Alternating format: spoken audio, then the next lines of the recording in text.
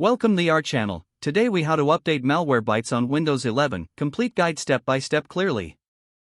To update Malwarebytes on Windows 11, start by locating the Malwarebytes application on your computer. Double-click the Malwarebytes icon to launch the program.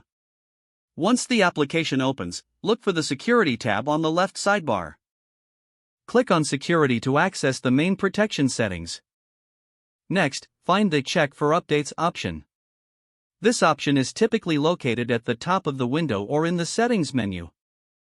Click on Check for Updates to see if any new updates are available.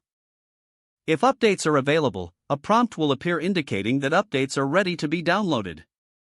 Click the Download button to begin the update process. Wait for the download to complete.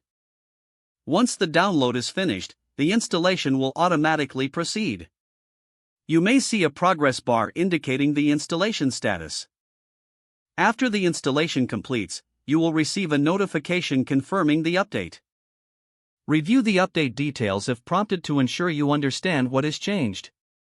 Once the update is complete, the application may prompt you to restart Malwarebytes. If prompted, click Restart to finalize the update process.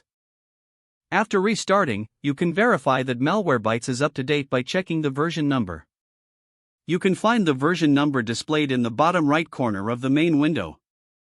That's it. You've successfully updated Malwarebytes on Windows 11. If the page does not load, refresh the browser or try again in a private or incognito window. Make sure you are using the correct email address, then retype it carefully to avoid small typos. If your password is not accepted, use the Reset option and create a new strong password you can remember. Check your spam folder for verification or security emails, then complete any requested confirmation steps. Enable two-factor authentication if available to improve account security and reduce unauthorized access risk.